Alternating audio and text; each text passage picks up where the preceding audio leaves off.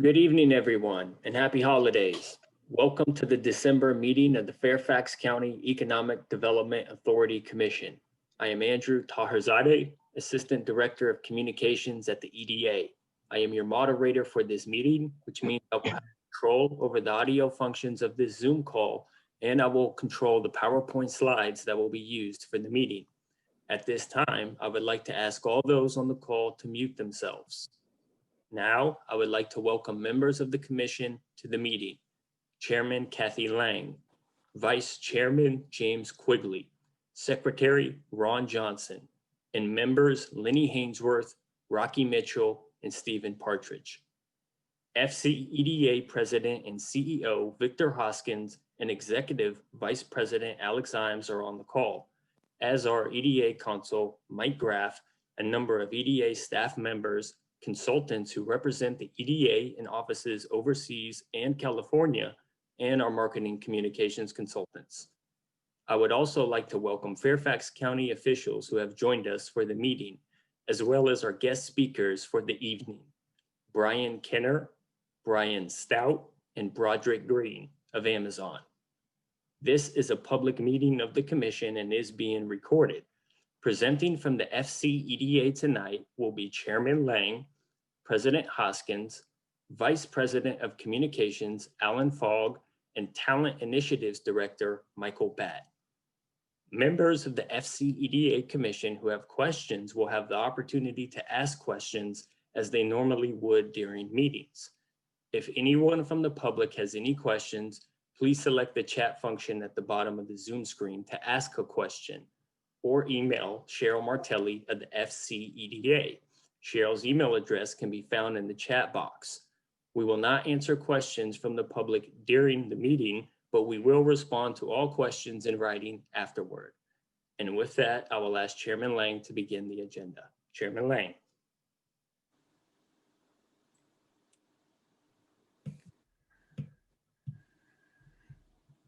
There we go. Well, good evening, everyone, and welcome to our December meeting. We have a very interesting meeting tonight. In addition to our regular items, we are delighted to have 3 executives from Amazon discussing the company's growth and priorities with us tonight. So let's get started. I'm going to ask the commission to approve the minutes of the November meeting, and I will be asking Mike Graff, our attorney, to do a roll call for vote since it's difficult to tell in this format. So now may I have a motion to approve the minutes from the November meeting? I'll make a motion to approve the minutes. Thank you, James. Do I hear a second? Thank you, Lenny. Any discussion? All right. Mike Graff, would you take it from here, please? Sure, I'll call the roll, Kathy. Mr. Partridge. Approve. Mr. Mitchell. Approve. Ms. Hainsworth. Approved. Dr. Johnson.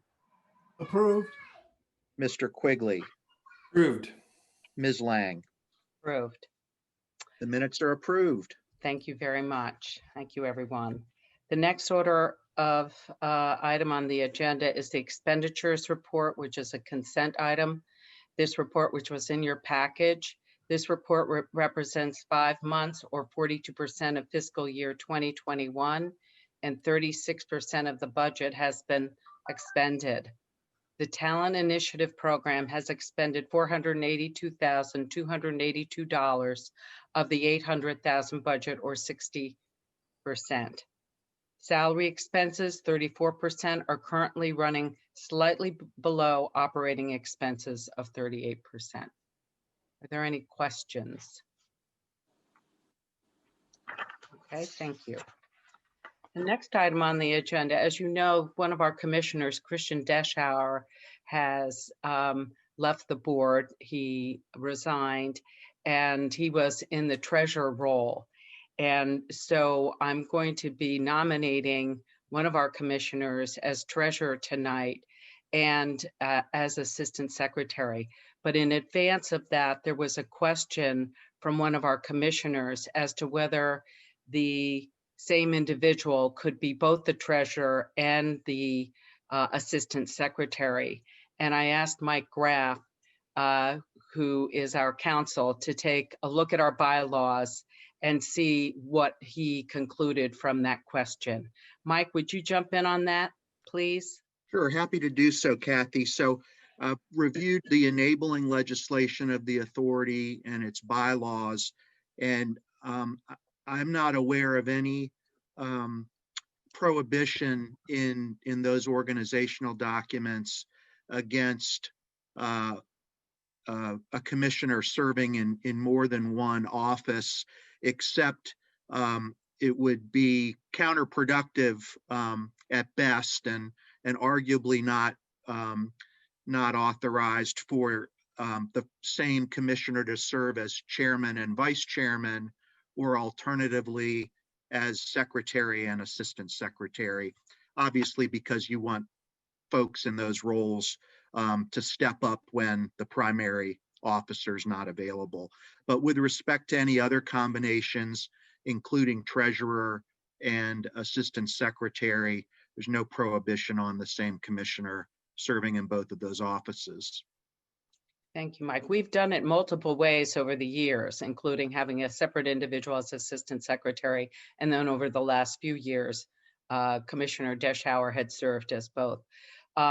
So Dr. Johnson, do you need any further clarification or any questions further on that? I appreciate you bringing it up.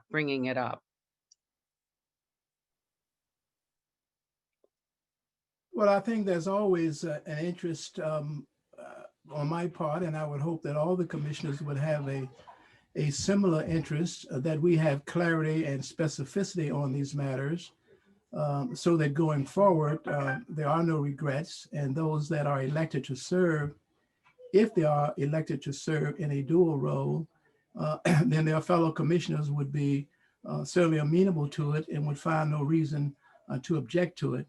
I will say, all the years I've been on the commission, we've had both instances where a person served in both of them, and also having two people to serve in each one, separately. So it has cut both ways over time. One of the reasons for having in the past one person serving in both of those positions has been that it was difficult to find commissioners who wanted to serve in either one of those, either treasurer or assistant secretary. And so, one person was asked to serve or nominated to serve in both, and that person accepted. And I think that was probably the undergirding reason, from my perspective, why that happened.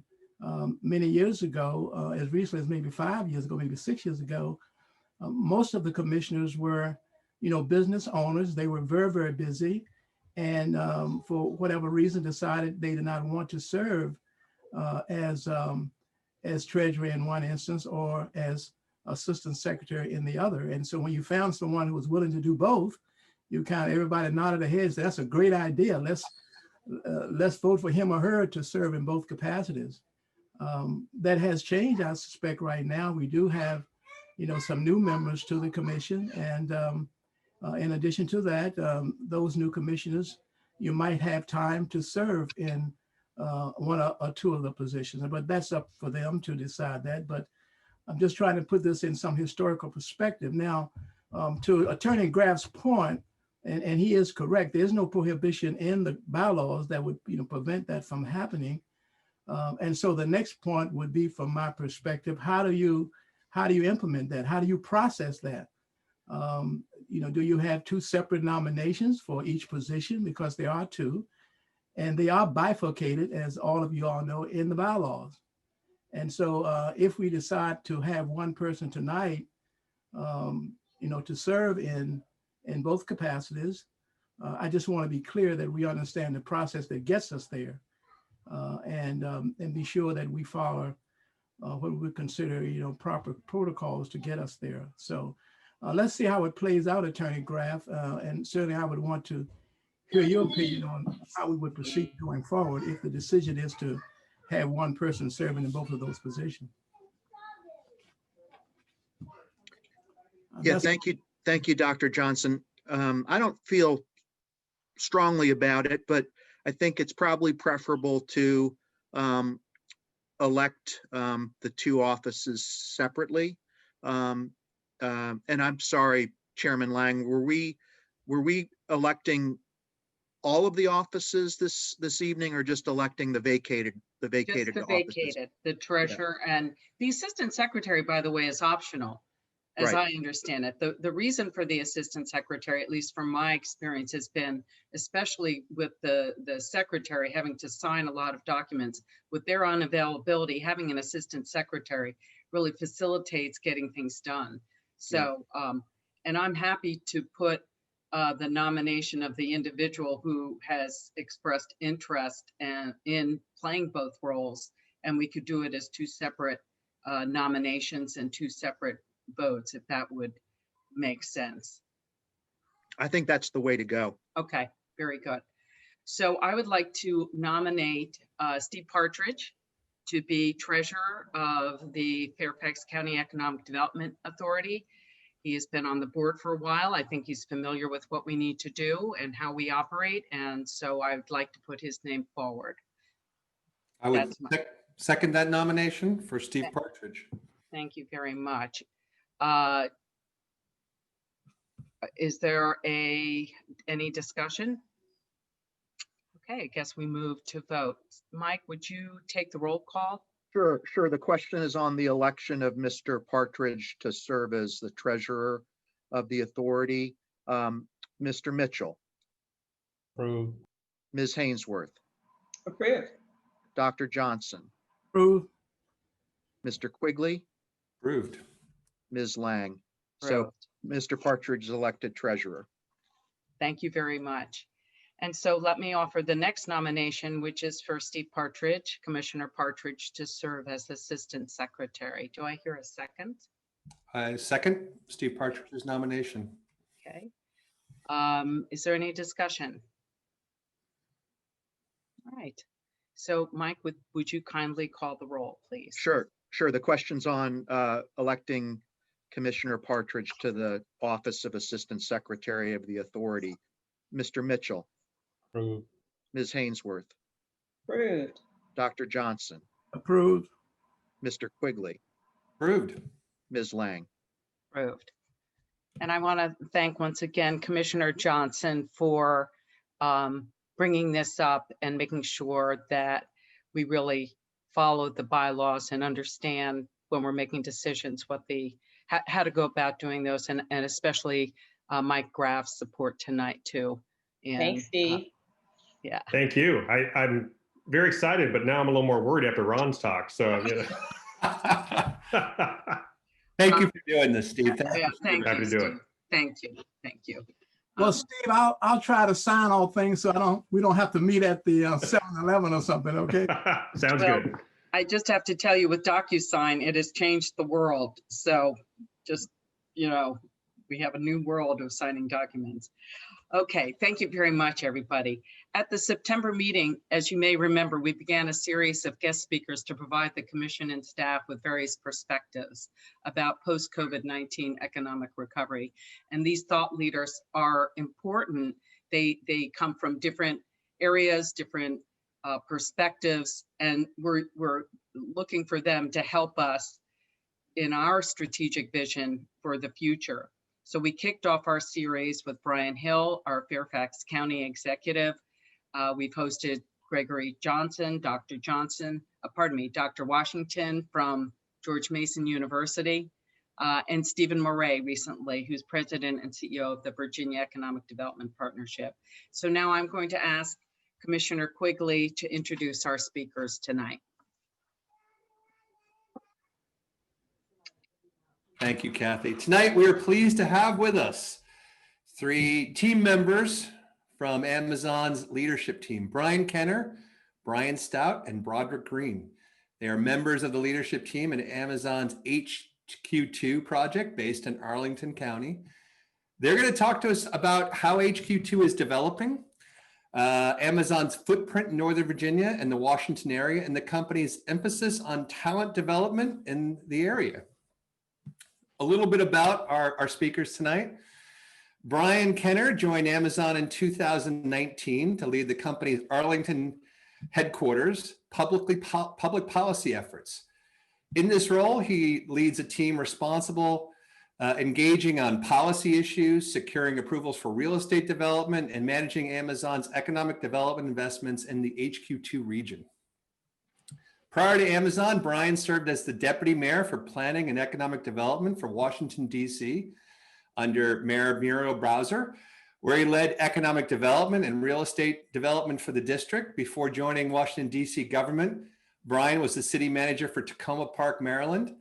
Prior to serving in local government, Brian worked as a senior investment manager at Fannie Mae, Jones Lang LaSalle, and Ernst & Young. Brian started his career in the federal government as a presidential management fellow. He was raised in Iowa. He holds a master's degree in public policy from the Kennedy School of Government at Harvard, and he's lived in the DC area for 22 years. Welcome, Brian, and thank you for your ongoing service. You're certainly a name we've known and worked with for many years, and it's so exciting to see you working with Amazon to dig in deeper. Tonight, Brian is joined by, we'll call him Brian 2, Brian Stout. He's senior manager for public policy at Amazon.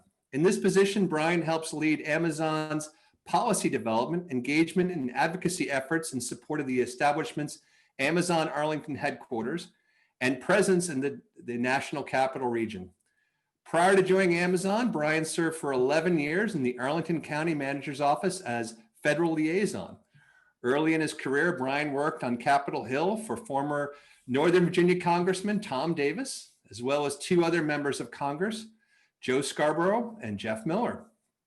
He also worked for the House Government Reform and Oversight Committee.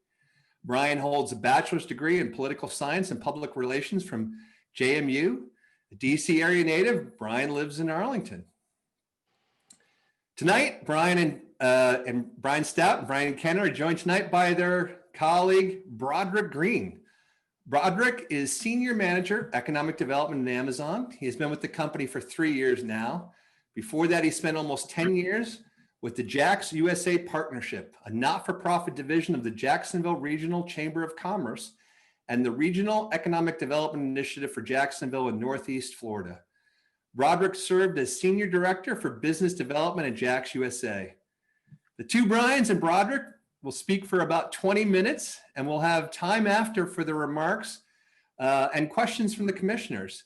Thank you. The Brian Cubed, we'll call it, the B Cubed, we'll call you tonight. Thank you for joining us here tonight and sharing some of your views as to what Amazon's doing in our region. I'll turn it over to you gentlemen. Well, thank you all very much. We very much appreciate the opportunity to present to you all a little bit about what we're doing in the region, what we're doing in the Commonwealth, and then also what we're doing specifically in Fairfax County. I do want to start just by thanking Victor Hoskins, who many people probably know I have known for a few years now and had the pleasure actually of working for and with in my career. And we just really appreciate the opportunity to come and provide you all with some additional information about what we are up to. There's only one other correction that I will make in the intros that were done of our team. For Broderick. Broderick actually lives in Fairfax County, so I do want to make sure that that is noted. And I think that really kind of speaks to something, about our team just in general, which is that we're local. We are people who have been around this region or who live in this region. And I think that just sort of speaks to the kind of approach that we want to take as a company, which is really listening and being engaged with those local issues. And we will talk a little bit more about that this evening. As was said, we're just going to provide, I think, a really quick slide presentation on some of our efforts in the HQ2, in our HQ2 development. We're going to talk a little bit about some of our engagement in Fairfax County, specifically around some of our fulfillment network activities.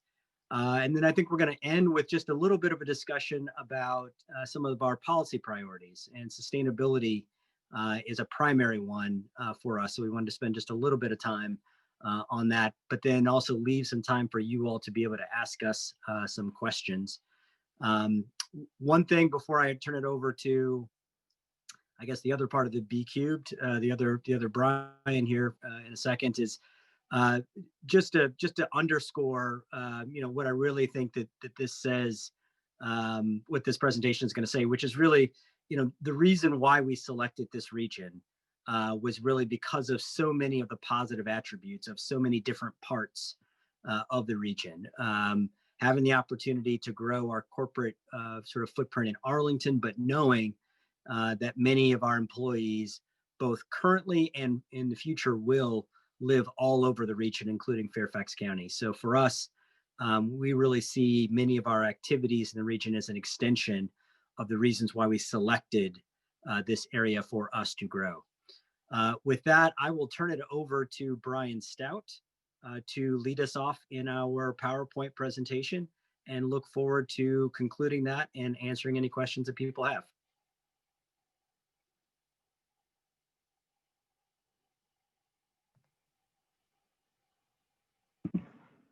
Great, thanks, Brian. And thank you all. Thanks for having us tonight. It's great to see you, and so nice to be with you all. I am, as luck of course would have it, having difficulty with the screen share, so I'm not sure if the staff is able to pull up what we sent. I can try again if not. Hi, Brian. I can go ahead and draw the slides for you and just Okay. tell you when to Apologize. the next slide. Just let me know next slide. Give me Okay, perfect.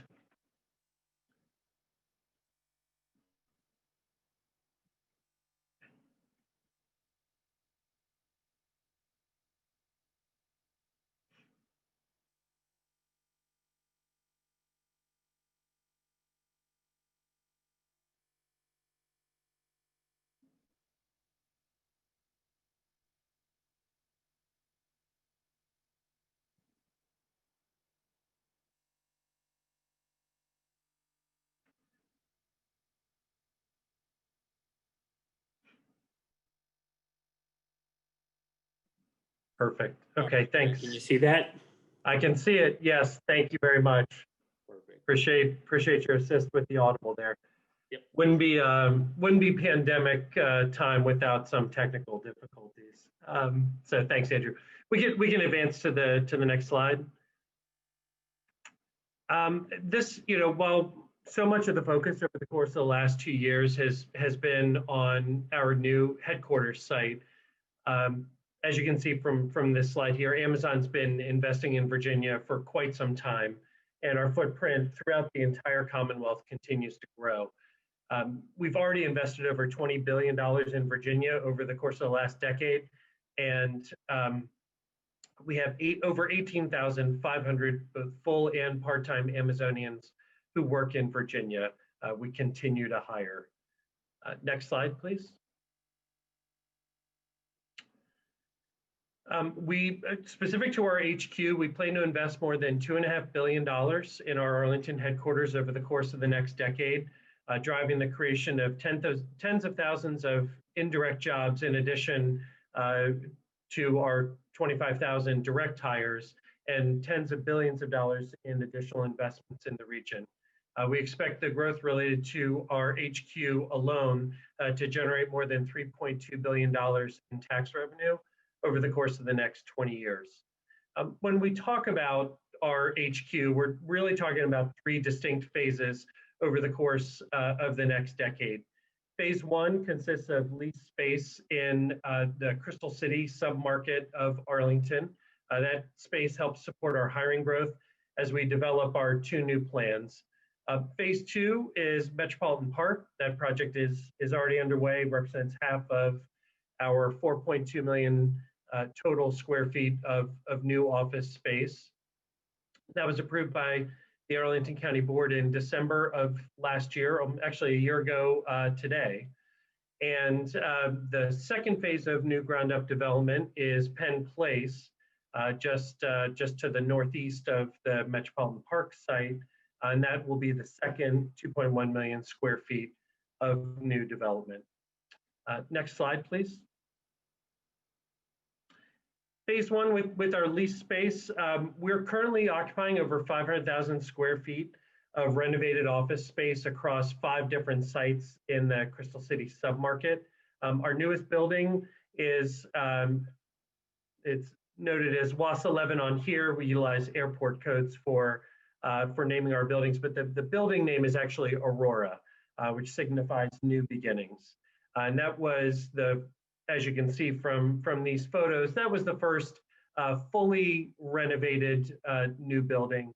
Has kind of the look and feel of Amazon.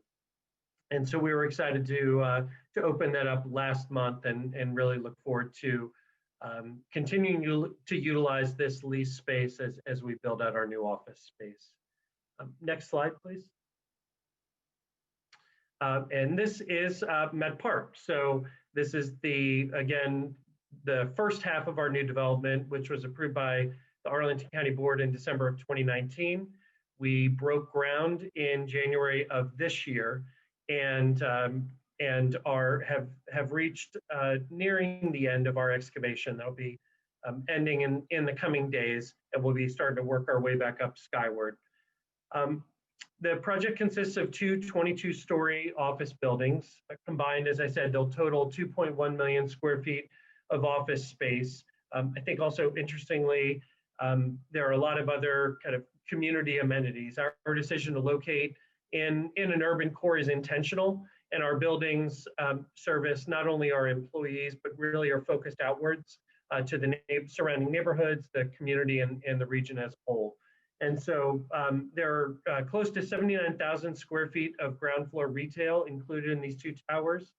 That includes a community daycare facility, a 700-seat meeting center that will be open to community use after hours, nearly a mile of fully protected bike lanes, and other important amenities as well.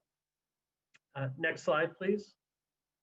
Another really important component to our new development is the creation of 1.5 acres of new park space that it will be dedicated to Arlington County, will be a public facility that sits outside the door of our office buildings. Amazon has funded to the tune of $14 million, funded the creation of this new park space and all the associated amenities, and will be responsible for the ongoing operations and maintenance of it as well. Next slide. This heat map here, these represent our current corporate employees. And we always said that while the site that was chosen sits in Arlington County, we really chose the Northern Virginia and the greater DC metro region because of talent, and the high level existing accessibility of our location allows us to access all of that talent that is present throughout the region. One of the most appealing aspects of the national landing site that we chose is the existing multimodal connectivity of the sites. Not only what exists there today, but the future plans for enhancing that connectivity throughout the region and really beyond, actually. We are in close proximity to 2 metro stations, a VRE station, 16 bus stops that are within, 16 bus routes, which are within 1/4 mile. And that entire network really, as many of you know, enhancements to that network, that regional network, was a really important and interesting part of Virginia's proposal during the HQ2 search process. Next slide, please. And we're not just, as I kind of started the presentation, Amazon's been growing in Virginia for quite some time, and we're looking forward to continue that growth into 2021. And that includes not just our headquarters operations, not just our corporate office sites, but beyond as well.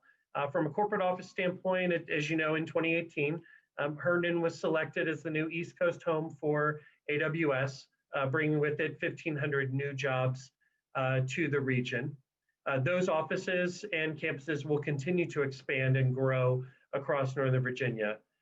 In addition, Northern Virginia is home to dozens of AWS data centers It's the largest single concentration of corporate data center infrastructure on Earth, housing our AWS US East Cloud region. And with the higher levels of adoption of cloud infrastructure that are occurring across a number of different sectors over the course of the last year, those increased demands on cloud capacity will fuel continued growth in the coming year. Finally, some new and kind of exciting retail concepts and order fulfillment facilities will also be growing in the region. This region is a particularly strong market for us for both the e-commerce and the physical retail side. And so we expect substantial growth there in the coming years as well. And now I'll turn it over to Broderick to talk a little bit more about these types of developments moving forward. Sure. Thanks, Brian. Good afternoon, everyone. As Brian Kenner mentioned, I am a proud resident of Fairfax County. Recently moved up here just over 3 years ago from Florida. And so certainly appreciate the area, learning to love it. I can go to the next slide, please. I want to talk a little bit about one of the elements that Brian just touched on, and that's our order fulfillment component. And to kind of give you a sense of how that breaks down, I'll put it into sort of 3 different buckets, if you will. So if you think about, when you order something from Amazon, how that product gets to you, we sort of break it up into first, middle, and last mile facilities. So our first mile is our fulfillment centers. Those are larger facilities. They can order of magnitude. They could be 1 million square feet, but that's where products are stored. Your order begins there. So when you click buy now, it's routed from one of those facilities and starts making its way to you. It will then leave that facility and likely go to a sortation center. This is a slightly smaller facility, but this is where it gets broken down a little bit more geographically. And then it'll leave that sortation center and then ultimately head to a delivery station. This is part of our last mile delivery network, a very critical component for us that we've seen grow aggressively over the last few years. And is critical because that's the last place that a product goes before it shows up at your doorstep. So delivery stations, typically have the idea of products show up, they're broken down by zip code. They are then loaded onto the gray prime vans that you see driving around. And then when it leaves that location, its next stop ideally is your home or your business. The only thing that goes back to that facility are items that can't be delivered that day. So there are no products stored there. But as you can imagine, as we've kind of gone to, certainly a 2-day delivery and then trying to shrink that time frame of going down to 1 day, that last mile component has become even more important for us. Next slide, please. So currently we have 2 delivery stations in Fairfax County, both of which are in Springfield, actually very close to each other. But that, as for us, it's an opportunity to be close to our customer base, which is really, at Amazon, we start with the customer and work backwards. So providing the ability to get packages to them as quickly as possible and efficiently as possible is really what we focus on. And we see an opportunity here to grow in Northern Virginia in general and in Fairfax County specifically. And so that's where our two existing locations are. Had really good success there. We're looking around the rest of the community, looking for opportunities. I always tell my friends in economic development, we're always evaluating opportunities. And so being close to groups like this and understanding sort of what the current landscape is important for us. Brian Stout talked about workforce. That's another key component for us. So being able to attract the talent that we need to work in these facilities is also critical as we look to site new facilities. Next slide, please. So again, I talked about sort of how a delivery station typically operates. Line haul trucks will arrive overnight. And so again, they'll show up, they'll drop off packages. These items have already been purchased. So they are going to a customer. They're broken down, they're put on baker's racks. You see on that second slide there.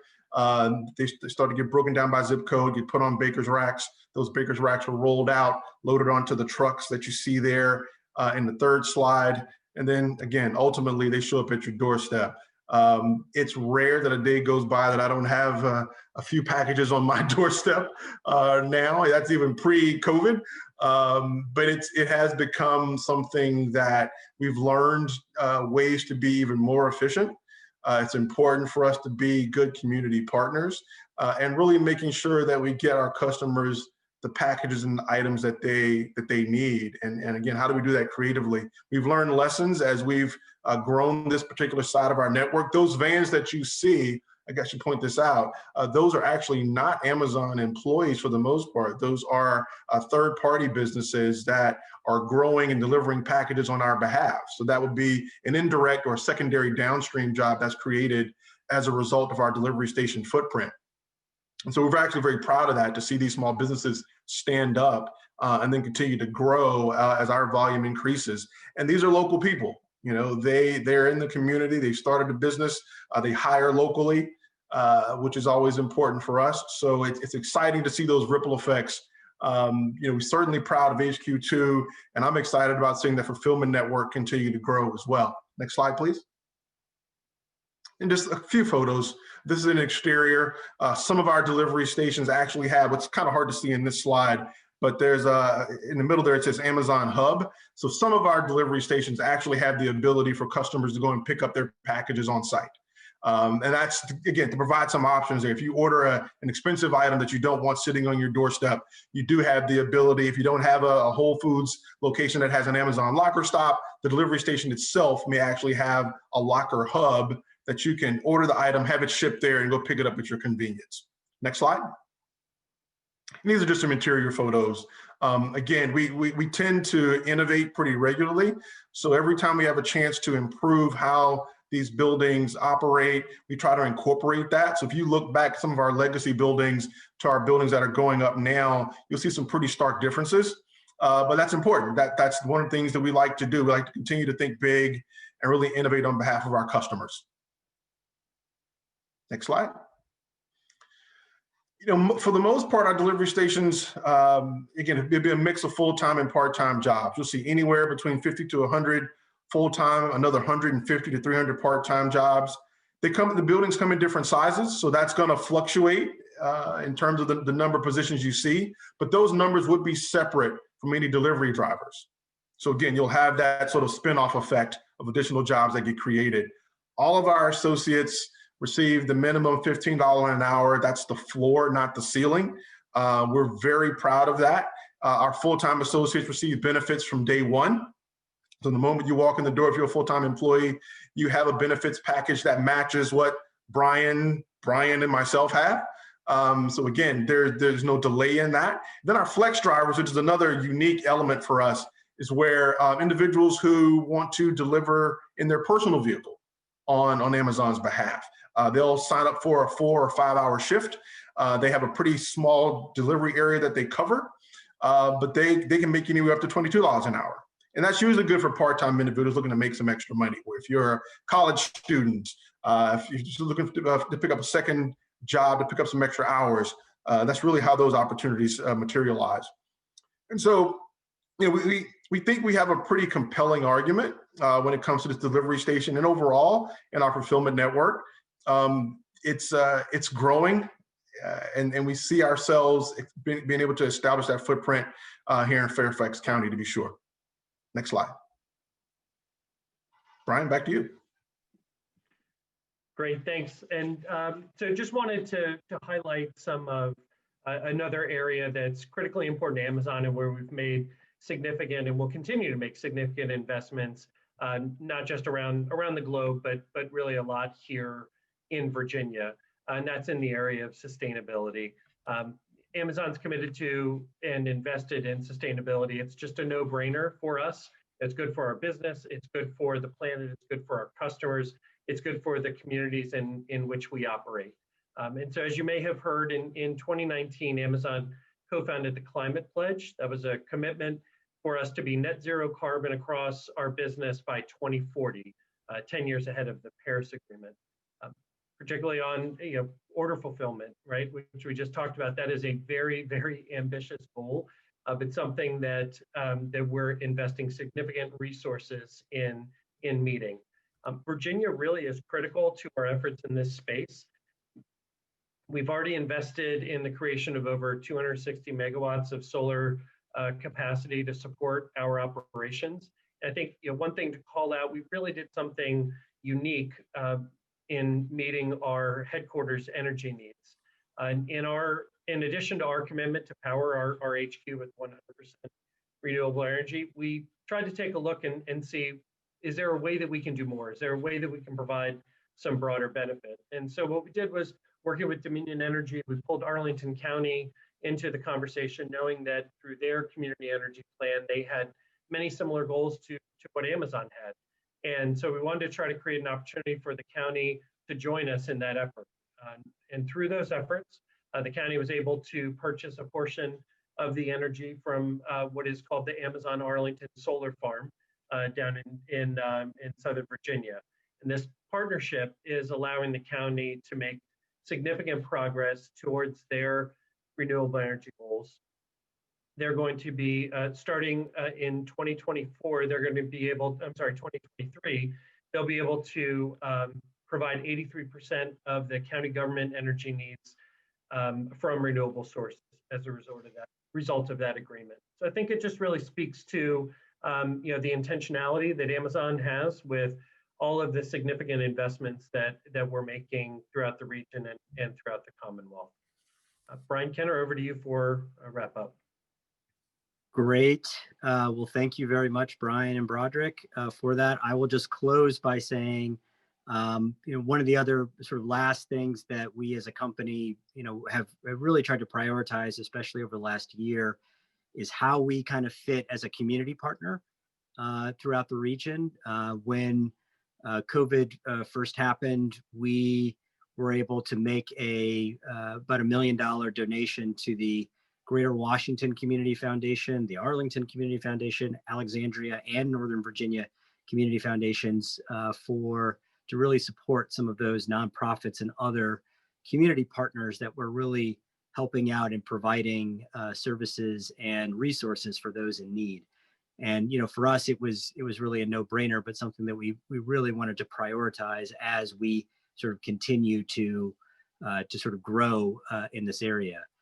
Since then, we've actually been able to follow up and do a few additional community investments. We made an announcement last month in coordination with the opening of our newest and our last leased space building, the Aurora building that Brian Stout had talked about. We announced sort of a series of additional donations throughout the region, some focused on supporting some legal nonprofits to be helpful around eviction support, some racial and social justice related investments, as well as some health and cultural investments. And so for us, we just feel like that is part and parcel of being not only growing, but continuing to be a part of the community, is listening to the community and responding when there are needs or when there are additional opportunities. And so just wanted to quickly highlight that. But at this time, I think we're finished with our presentation and are available for any questions that you all might have. Thank you, gentlemen. I know my colleagues are going to have questions too, but I wanted to open up by saying thank you to Amazon, not only for your investments in Fairfax County, but more importantly to our region as a whole, throughout Northern Virginia and the DC area. One of our goals at the EDA is to foster innovation in our community. With the hope of attracting organizations like yourself to want to dig in, and certainly we've been great. This feels like a great partnership that's been building through the many years with AWS and now with yourself. How a community, and we'll take specifically Fairfax County, how we can continue to foster innovation here that would support Amazon's ability to serve its mission. Yeah, I'll go ahead and try to answer that, and obviously welcome Brian Stout or Broderick as well. I think for us, one of the things that again was really attractive about sort of locating the HQ2 project in this region was kind of the posture of the communities around, some of those similar kind of business practices that we have, and innovation is really a part of that. To be innovative, I think you've got to be open. We've got to make sure that you've got, partners that are willing to be open. But you've also got to have sort of an envelope to be able to foster that kind of innovation. And for us, it's really important that we have laws and regulations that are supportive of the efforts that we're trying to make. Are open to some of the legislation that we're trying to move forward, and are open to some of the new products and services that we really think will be impactful in this region. One of the things that you will see if you look at our campus in Seattle and the Puget Sound region is that we tend to really pioneer some new products and new services in that area because it's our headquarters location. That is the first location where you saw some of our retail amenities sort of pop up. It is a location that currently has sort of a really innovative healthcare program that we provide for our employees.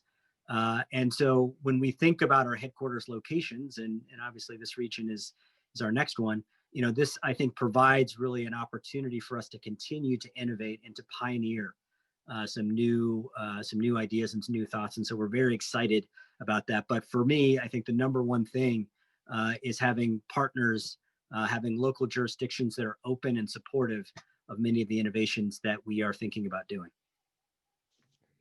Brian, you brought up I thought an amazing point. I wanted to give you a further chance to sort of nail it home. It feels like when you partner with a community like ours, it feels like you're looking for a true, authentic relationship with those communities that we reside in. Why is that important to Amazon? I think it's important for us, obviously, because we want to be in places that are supportive. I mean, it sounds simple, but I think that it is part of our growth strategy is to continue to really listen to the community, is to want to be responsive to those needs. As Broderick sort of mentioned, a big concept for us is thinking about the customer and working backwards from that. And for us, it's really trying to identify then what those community needs are that we can potentially fill. And then how do we sort of work back from that? And so for us, identifying those partners that we can work with just as a part of that working backward strategy. Turn it over to any of the commissioners who have questions. Thank you. Hi, Brian and Broderick. I have a question about what your return to work strategy is as we go through the change and hopefully the mitigation of the COVID pandemic. How are you thinking about that? And what impact will that have on what you're doing across our region? Yeah, again, I can try to answer that and welcome anybody else if they also want to provide any color on it. For us, we have continued, and I think it's been great. We've been able to continue through the pandemic in terms of our new construction. We've been able to, as Brian Stout said, sort of continue with excavation, and we'll be looking to go sort of vertical here very soon, which has been great.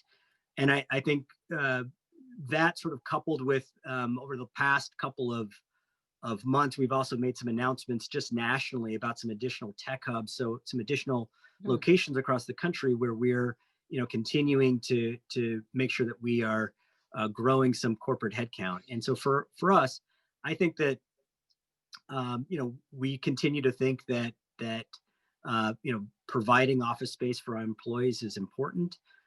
It's something that we're continuing to obviously move forward with. And at the same time, it's difficult to project, 100% what some of the permanent changes as a result of the pandemic will provide. But for us, we certainly see, the continued progress of HQ2 as an important point and something that we're going to continue to fulfill, and looking forward, to having our 25,000 employees soon being able to call the Arlington area home. Thank you. I'd like to give a slightly different perspective on that from the fulfillment side, in that, those associates are still going into the facilities to make sure that packages are being delivered on behalf of our customers. So we really, from that perspective, really focused on employee safety. So really from the early onset of the pandemic, our global safety team actually reached out and worked with some of the world's leading epidemiologists to start talking about, like, how do you devise and implement these processes that will make sure that we can keep our associates safe. And so we implemented over 150 new process changes within our fulfillment centers in order to make sure that that was still a major priority for us. And we've done some basic things. We've eliminated large group meetings. We've spaced things out inside the buildings, making sure that we staggered breaks. But we've done some pretty innovative things too. So we've actually had our machine learning team create a new tool called the Distance Assistant, which actually shows your proximity to your coworkers. And so it's a really unique way to show that, okay, I'm far enough away, I'm in a safe space away from one of my coworkers. But probably the most interesting thing about that technology is that it's actually open source.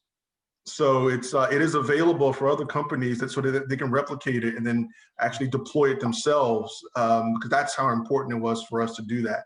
So it's been interesting to see how those drivers, the sortation staff, they're certainly doing incredible work on behalf of the customers, and we want to make sure they continue to stay safe. Yeah, thank you. I have a quick question. Steve Partridge with Northern Virginia Community College. We obviously partner with you guys quite a bit on some creative ways to source talent. A lot of people on the call today may not realize you guys are big players in apprenticeship. We've done hundreds of apprenticeships for you in Northern Virginia. In the Wall Street Journal last week, it talked about you guys upskilling more tech workers using online delivery. Could you speak to maybe sort of big picture what you see the training needs, not only here, but just nationwide in technology? Yeah, and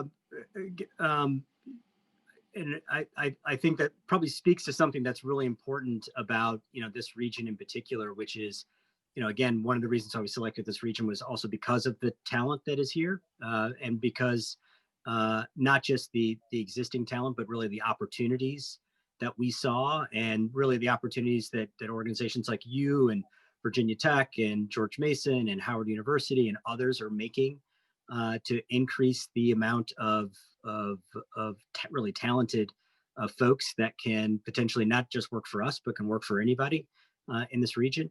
But I think for us, and I think that some of our tech announcements that we've made even nationally speak to this, which is, we have an ongoing need, and we're going to need for institutions to respond to that, and we're happy that institutions are responding to that.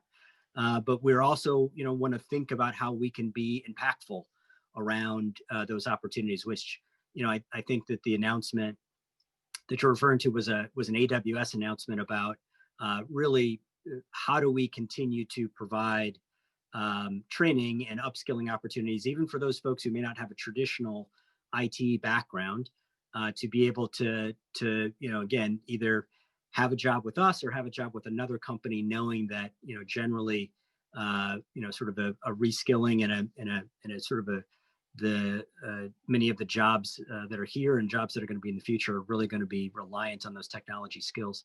So for us, it's I think it's a little bit of a concept that we talk about at Amazon, which is a flywheel, which is how do we sort of provide the opportunities, which then gives organizations sort of the emphasis and the impetus to be able to fulfill that, and then how do we kind of continue to stoke that a little bit by providing our own opportunities to continue to upskill, which hopefully just continues to be a bit of a self-fulfilling prophecy about how we really provide opportunities for people in this region. Yeah, and I think the only thing I would add to that is that, I think one of the really extraordinary things that we're starting to do in this region with, in partnership with you and with others is really creating those multiple pathways, right? There's not just one way to go about this. And so really linking up those 2 and 4 year degree programs, creating multiple different pathways gets really back to kind of some of the equity discussions that we've all been having as well. Really opens up that top end of the funnel for a lot more individuals to enter into careers in this space. Well, we appreciate you talking about that sort of stuff. I mean, it's paying off. We're seeing a lot more students hear what you're announcing, hear the type of jobs you're bringing in other companies that start to approach us and say, hey, how do I get into one of those jobs? And I think you're doing the right thing, because it used to be, I think folks always thought it was a computer scientist job and that was the only way in. And now it's more like, hey, I can get a credential, I can go be an apprentice. So it's helping, I think, break some of those molds. That's fantastic. And we look forward to continuing to figure out ways that we can work with you to, use our microphone, frankly, to really let people know about what a lot of these different opportunities are. That's great to hear. Great, thanks. Any other questions? Rocky Mitchell. Thank you for that presentation, very informative. My question centers around talent acquisition at corporate. Could you give some color on how your thinking has changed, if at all, post and pre-COVID in terms of actual location of jobs?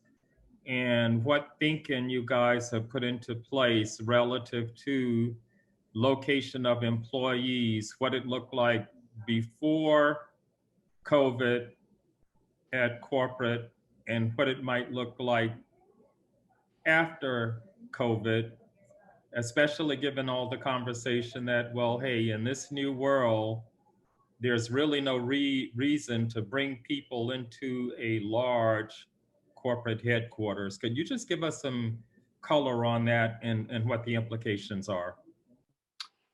Sure. And again, I'll start it off by saying, it's still early. We're still in the middle of this, and so I don't think any decisions have been made. But again, we have continued with our new construction. We've continued with our lease space. We've continued to provide opportunities for our employees to be able to come to the office. So our office buildings are actually open now, our leased office space. So we allow for our employees to come. Obviously, there are enhanced safety protocols in place when we do that. We have on a corporate note, we've stated that we're allowing our employees to work from home at least until the beginning of the summer of 2021. But again, we haven't made any decisions about any other permanent aspects of COVID and so forth, but we continue to believe that our headquarters location is going to be an important component of how we operate as a headquarters in this location. Yeah, that's exactly right. And I would only add that we, really are focusing our employees, and we're trying to remain flexible to make sure that we're meeting their needs. A lot of the work that we've found, like a lot of other companies, that there are many things many aspects of work that do lend themselves to being accomplished at a high level in a virtual setting, but conversely, there are also, we've heard and we hear from our employees that there's a lot of brainstorming, coming together to solve complex problems. That's really at the core of what Amazon does. And so there is a desire and kind of an interest for that in-person interaction.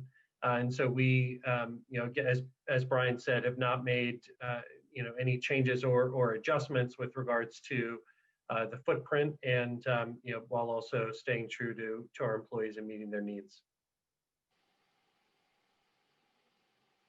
Any further questions? Yeah. Kathy, over to you. Thank you very much. Thank you very much, Brian, and Broderick. Amazon is such an amazing company. It's so fascinating to hear how you get a package that's been ordered by a customer through its various stages and lands in a day. The other day I had ordered dog food and a book, and they showed up in the same box. Now, how did that happen? I just don't know. It was quite fascinating, but thank you very much. And we really will be looking to learn and see how you do operate in this post-COVID environment. I hope we can keep this dialogue going, a mutual learning situation. And thank you for your support of small businesses in this area. It's a crucial part of our economy. So thank you very much. And thank you for being here. Thank you. Yeah. Thank you. So I will turn to my report, which will be brief. I want to let you know that we have just received confirmation for our January 11th speaker at our next board meeting. Debbie Ratner-Salzberg, former CEO of Forest City Ratner, that built much of the Capitol River front in DC, where the wonderful Nats Park and soccer stadium are located. She also led the team that repositioned the Ballston Quarter into a mixed-use center in Arlington, and her organization also helped create the Biotech Park at MIT and in East Baltimore at Johns Hopkins Hospital campus. She understands the importance of placemaking and building commercial real estate value. She is an icon in the real estate industry. So thank you, Victor, for getting her to come and speak to us. We are really looking forward. I'm really interested in what the impact is of placemaking in COVID, how things have maybe stayed the same or maybe how they're changing, what the new thinking is. For February commission meeting, it's a combined meeting with our strategic planning session. We're in the process of developing the agenda for that. It may well focus on economic development post-COVID, our strategies to address pent-up demand, which we hope will be the future, with a focus on our ability to retain, retrain, attract, and grow talent. So it will be that combined strategy. And targeted for March will be Andy Van Horn, Executive Vice President of JBG Smith, to talk about the return to office strategy for developers and property owners. So that is what we have on the horizon. So now let me turn it over to our president. Thank you, Kathy. Really appreciate that. I want to thank Brian Stout, Brian Kenner, and Broderick Green for that great presentation, incredible update. I took a few notes. I was familiar with what you were doing in Northern Virginia, but the statewide numbers blew me away. 18,500 jobs, 20 billion in investment. For all of us who are in the field of economic development, and for many of you who are not, those numbers are just the initial numbers. You got to think of the multiplier from those numbers. From every tech job, you get 3 or 4 other jobs in the economy. For every warehouse distribution job, you get 2 jobs. So you think about the magnitude of that impact, and then the billions of dollars that have been invested. Those circulate in our community a couple of times, and it's just amazing. So I want to thank you guys for that. And I have to tell you guys something, that Brian Kenner is one of the smartest people I ever worked with in my life. I mean, the guy is amazing. So I'm so glad he's at Amazon, because that bodes well for us. Well, I'm going to go through my report pretty quickly, because we have a great treat today. Mike Batts is going to talk about the metrics that we told you that we would start pulling together for the talent initiative. These are in raw form. This is just the beginning. So this is going to be the first turn. Next slide, please. So this month, I had a great opportunity to be on a Zoom call with the governor and a number of real estate luminaries and engineering luminaries, John Peterson from the Peterson Company. Many of you know Mr. Dewberry and others. And what we were talking about was return to work. And I have to say, this forward-leaning effort on the vaccine is going to make a huge difference in us getting back to work. And what we talked about was, what are the ways that we can work together right now to help promote that? Alan Fogg was on the call because it was a marketing piece to this. And we may have a proposal coming to you later on in the year, probably in the middle of next quarter, Q1 of 2021, about a marketing effort that we want to help assist in the Northern Virginia region. Next slide, please. This was a Q&A with the county. The county leaders have been incredible partners for us. Rebecca Moldry and look, I have to tell you, County Executive Hill, his deputy administrator, Rachel Flynn, all of them, Barbara Byron, in planning, they've all been fantastic partners. This is an opportunity to talk about some of those partnerships, the way that we help help market the program to the 4,800 businesses, and then Rebecca and her team, delivered the goods, $52 million, and then the CBP provided the administrative back office for that. It was just a great team effort. And then even the workshop series that we did was really, I got a chance to talk about those things. And these are ways that we haven't worked together before that all the commission have really encouraged. Next slide, please. I had the opportunity to talk to a group of citizens the other evening. This was the Budget and Taxation Committee, not your most exciting committee in the world, but I had a chance to talk about economic development. So I brought a little pizzazz to the meeting. We had a good time. They were very impressed and really wanted to know a lot about what was going on specifically in Tyson, how that was going, the vision that the county cast, where it was, and then how would this relate to future decisions from companies. Fortunately, Tyson's is well positioned for the future. Next slide, please. I had the opportunity to interview, talk about an icon in real estate, Harry Clapp. Harry Clapp, for many of you have known him from JLL. He's made a transition. He's now over at Avison. And Avison Young is one of those innovators globally, and he's heading up their client. He's president of their client group. And we had a chance to ask him some questions about the work that he's doing. And he showed us some digital tools that we hope to be able to subscribe to. Right now, they're only internal to his organization and really only for their clients. But we hope that we'll be able to tap into those sometime in the future. I'm sure Stephen Tarditi from our team will be very excited about using those tools. Next slide, please. We talked about energy. Amazon is looking at, going net zero by 2040. The only way they're going to be able to do that is if we actually, as a state, produce a massive amount of energy and move that around on our grid. They call it the greening of the grid. I had the opportunity to talk with a bunch of economic development and business development and energy representatives from Dominion about this issue and how it's moving forward. They gave me the opportunity to give closing remarks. I view this as really a tech magnet because all the tech companies are talking about this, not just Amazon. Google's talking about this. Facebook's talking about this. They're all talking about it. They want their staff want their companies to be green. Their staff are worried about how climate change has affected our world, and they really want to do something about it. And this is one of the ways that it can be done. Next slide, please. I had the opportunity to talk about technology getting out there. We talked about broadband and all the issues around business development and how things may change post-COVID. This was a big discussion about return to office. There were academics on this panel. There were people in the business community and also one of the a representative, one of the deputies from the Commerce Department from the state of Virginia.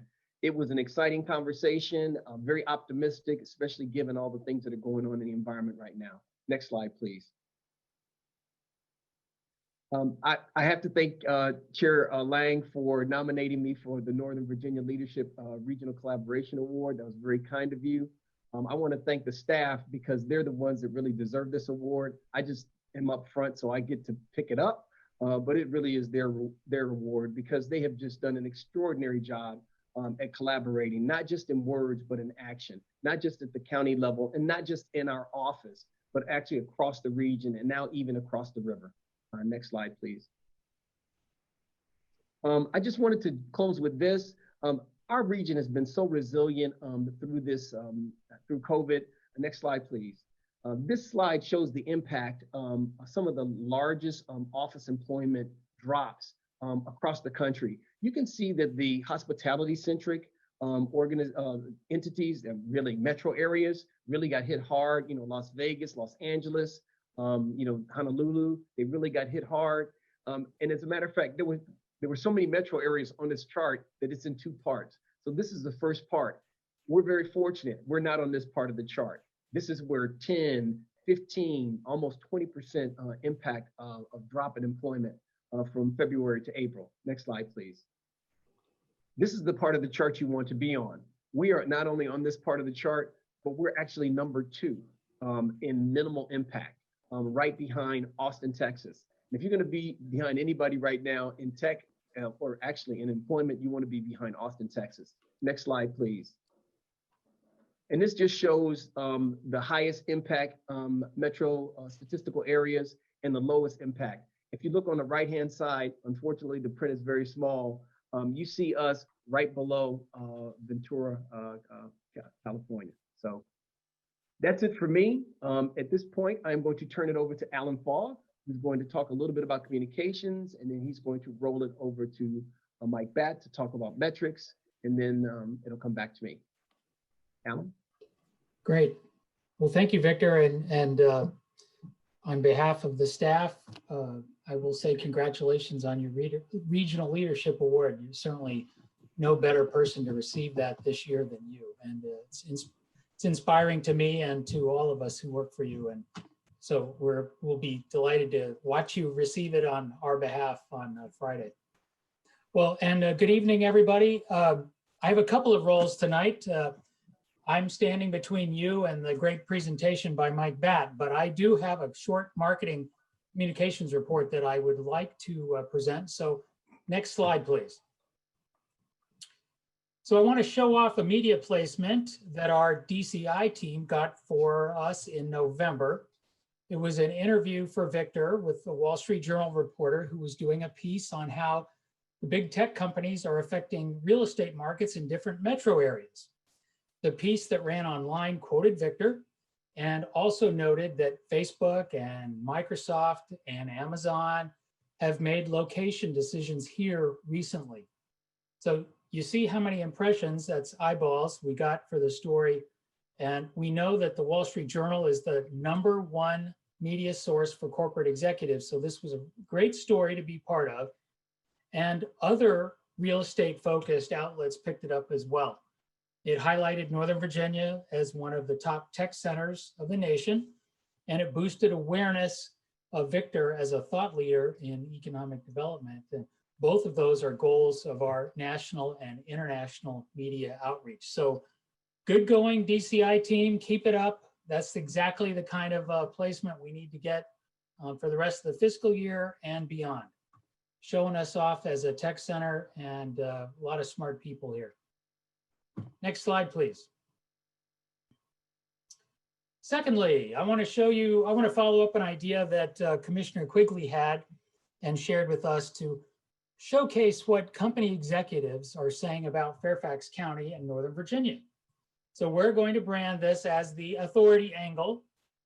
And we thought a good place to start would be to highlight the location announcement that Volkswagen Group of America made at the very end of October to keep its headquarters operation in Fairfax County.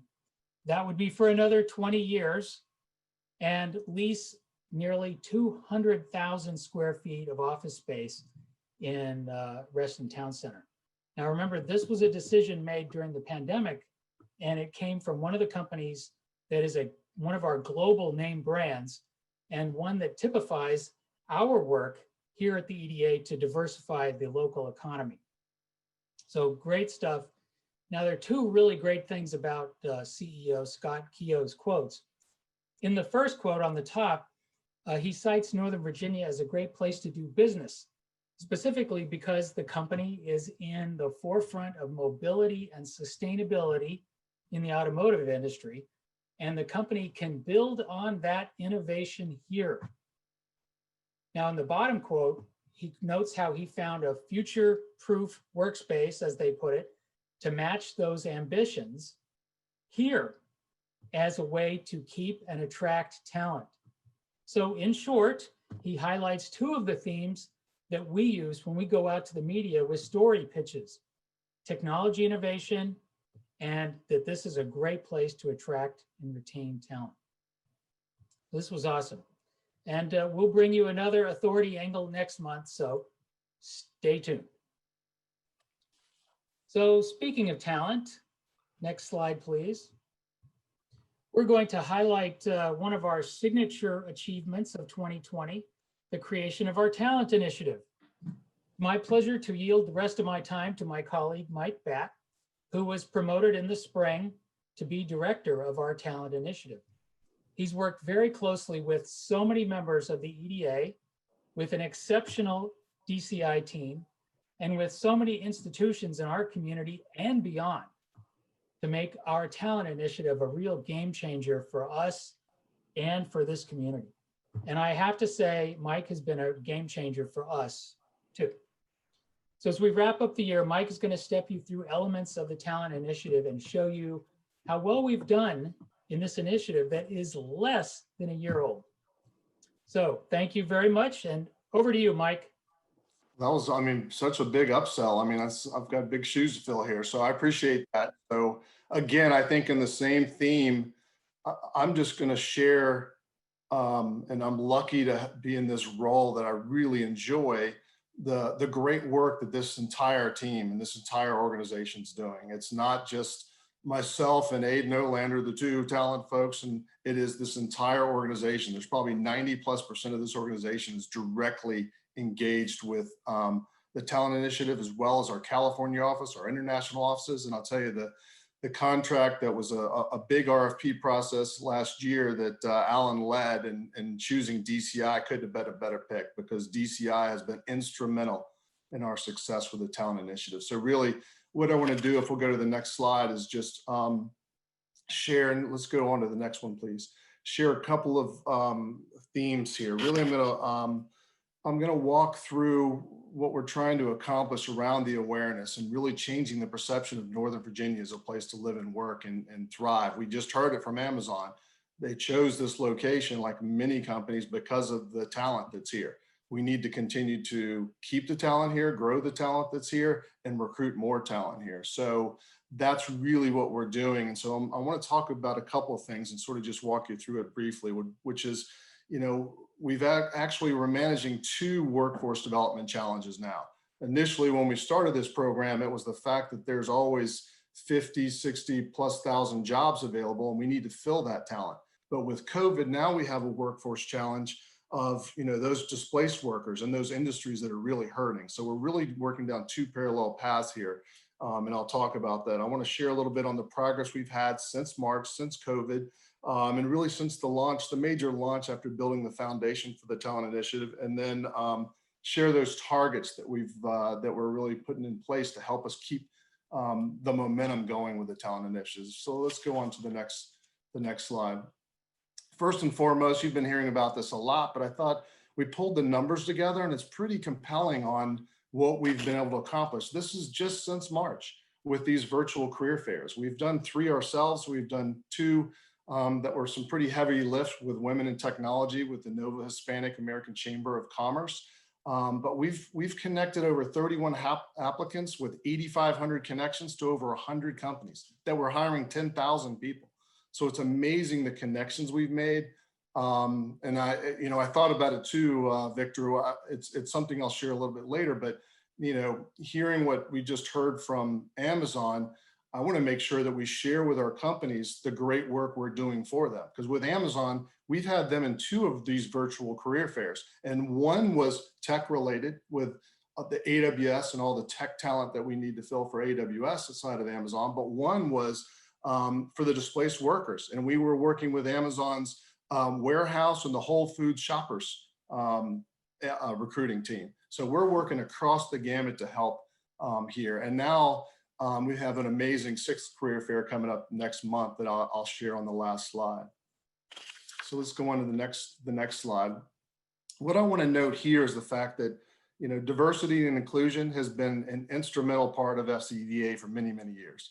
And now working with Karen Small, leading that program for us, she's been instrumental in helping us extend that to the Talent Initiative program. We've signed some amazing sponsorships and partnerships with Women in Technology, Black Database. It was Data Processing Association, but it's basically now just BDPA, and African American STEM Association. National Society of Black Engineers, and then you're aware of the Northern Virginia Hispanic Chamber. But we're going to continue to engage with organizations like that because they're instrumental in helping make sure we are focused on helping our companies and organizations here meet their diversity and inclusion targets and goals and collaboration. These are some great organizations. A lot of our large companies are already members with these organizations, but as we know, there's 10,000 plus. There's a big chunk of our company base that are small businesses. They're minority businesses, they're 8As and others. And so we want to extend this reach to them, and that's part of what we're doing with diversity and inclusion and these sponsorships. And there are some big investments, but so far I think we've had the most success with women in technology, and we're continuing to build on all of those. So next slide. Another one, and again, I want to keep it, I know one of these is, near and dear to you, Stephen, but again, we realize with the displaced workers, and I'm hearing from every single one of these universities, colleges, as well as the apprenticeship organizations like Reviture and SmoothStack, they're doing amazing things to build the rapid upskill certification programs. But I'm hearing from every one of them, we're getting the talent, we're filling the classes, we're bringing the talent and completing these certifications. But now we need some help connecting them to all these companies that are hiring right now 87,000 jobs in Northern Virginia. 41,000 of them are right here in Fairfax County.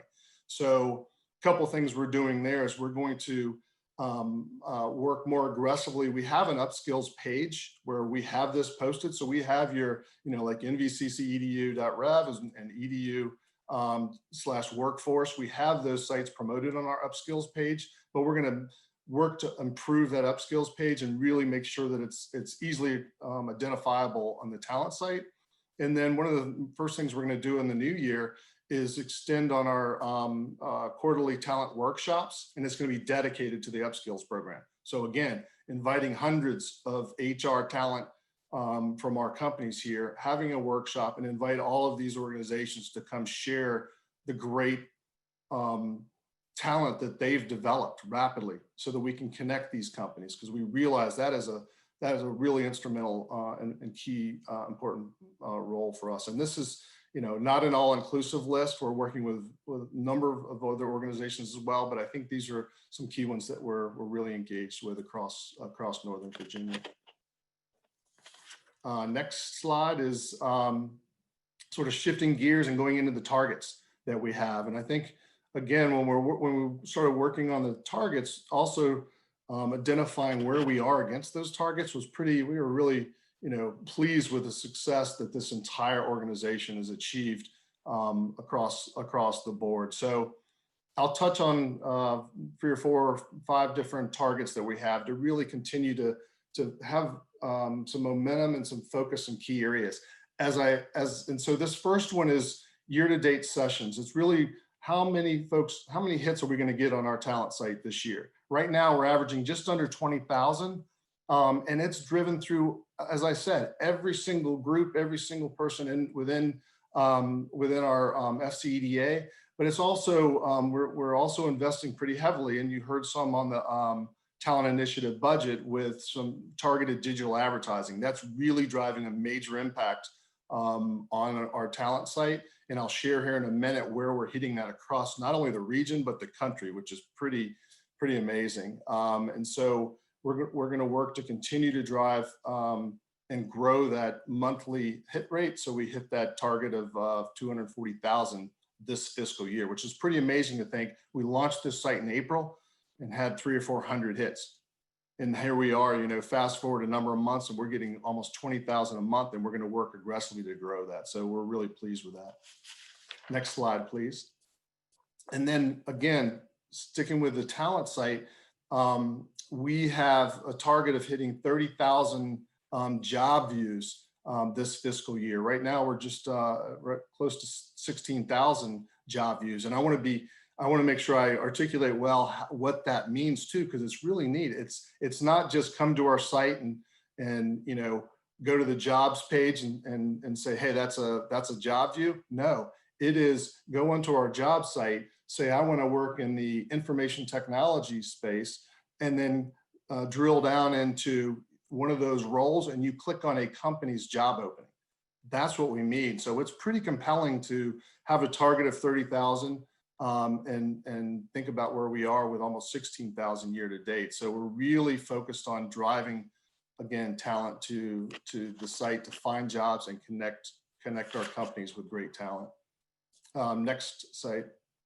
Or page. I touched on this in the beginning. We've already, through our 5 virtual career fairs, made 8,500 connections, which is pretty amazing. And so we have a target of 10,000 with our next 2 career fairs remaining in the fiscal year, which is a really aggressive target to just make 10,000 connections across all of our hiring companies in the region.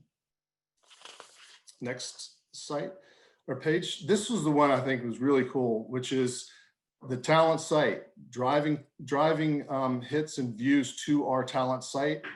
When we started to launch this site, obviously it was all coming from DC Metro.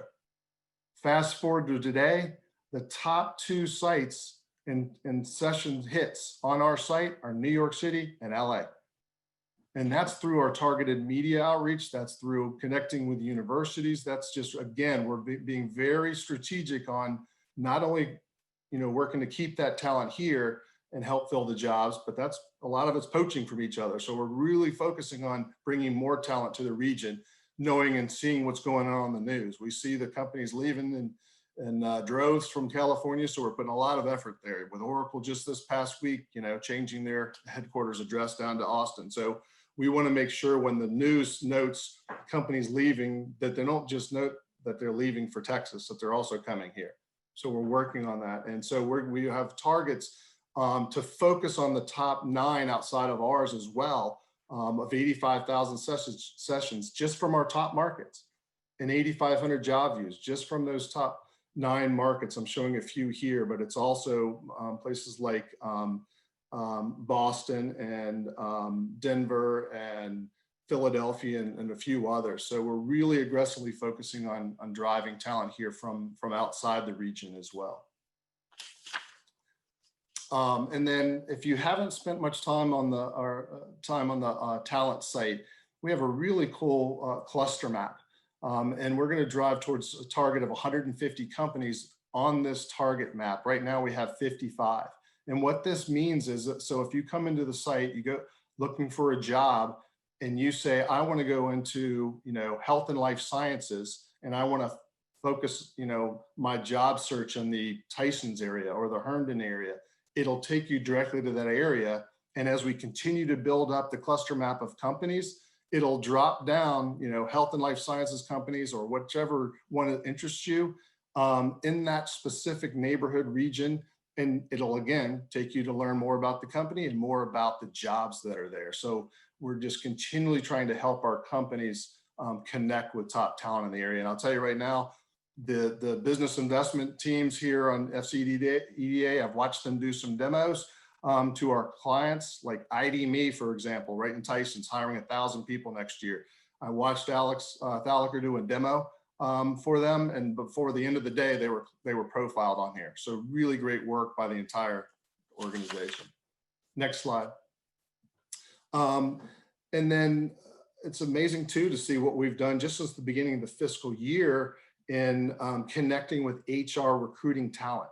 We're going to have a target. We've got to have a target of 800 contacts, talent, HR recruiters from all these great companies around Fairfax County that we can engage with and have the dialogue and connect, those upskill certified people to these contacts, and really start to leverage our retention visits to achieve not only the targets, but to communicate that value company-wide. Like I said, I want AWS's and Amazon's leadership to know that we're out here investing in their career fairs, both from Whole Foods shoppers to the most highly sought after AWS six-figure job they have. So we're going to work aggressively to make sure we're communicating that value when we go do our retention visits moving forward. And then last slide is really just this upcoming career fair. We want to show you, we're well over a month and a half out, and we already have these 21 companies now that we've just added, and this is a cyber tech virtual career fair, and we already have 21 companies that have 5,000 open positions.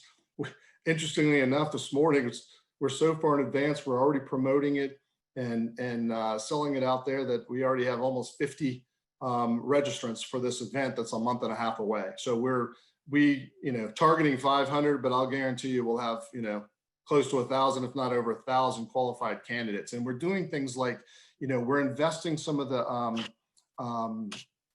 budget that we have in communications, working with DCI on targeted social media campaigns to clearjobs.com and military.com and LinkedIn targeted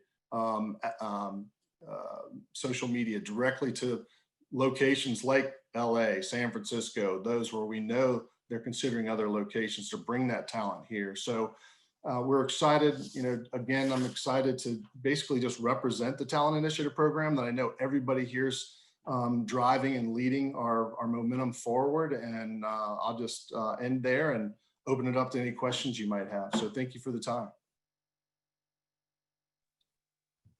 Does anyone have any questions for Mike? I do.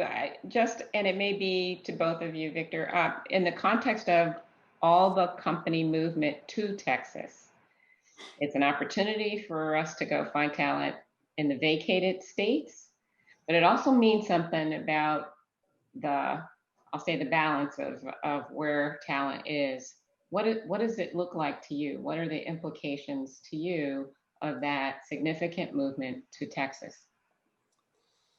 I mean, I can just start, Victor, you can, if you have anything else to add. I mean, I think, when we look at HP, Oracle, some of the big ones that have just announced the transition, a lot of it right now is an address change. They're going to have huge facilities, offices, and still in California, in Texas, and as well as they have them here.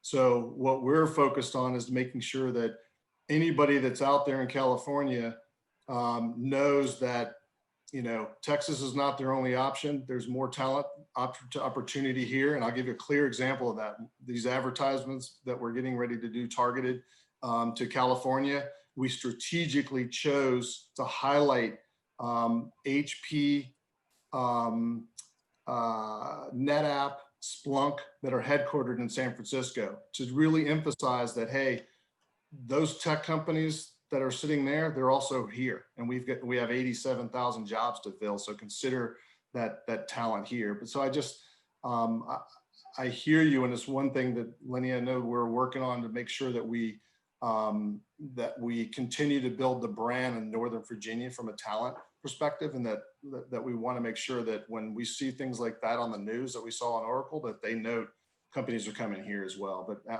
don't know what you might want to add, Victor. Yeah, well, I will start with this. When DCI joined us back in January, I really was proud of the way that the selection process, and I had great expectations, and they knew I did. I'm sure Rebecca and others, when they got on when they sat down with me, it was very clear they had high expectations. As a matter of fact, they told us that they were going to deliver our website like in June, July timeframe. And I said, oh, not acceptable. And I really focused on really a date I gave them a specific date in April. I think it was April 17th. And I think they finished like on the 22nd or something. It was something like that, mid-April. Long story short, the reason I was so really focused on getting that done, and frankly, COVID happened and that was not the reason, but that was actually made it even more important to do. But what I was trying to do is I was trying to get us a digital tool that would unify the identity of this region, because there was not one. And that's what this has done. I mean, the fact that we started off with 300 hits in April, which worried me, by the way. I already don't have hair. I did not need another reason not to have hair, but that was definitely a reason. But what ended up happening, which was extraordinary, is that you could see the momentum building, and the way that DCI helped us craft and really kind of hone our message. It's very clear it worked. We're at 20,000 hits a month. Frankly, if you'd have asked me, I'd have been happy with 3,000 a month, but we're at 20,000 a month. So we changed our mark. We're now looking at trying to do almost a quarter of a million on an annual basis. So to me, all of that forms who we are. That's our image. That's developing our brand. When you combine that with our earned media strategy, which we have done, and you have seen the numbers. Last year, we did 75 million in earned media. We've never done that before. I mean, you take that, see, these are the things that you kind of add together, and I'm not worried about what Texas is getting.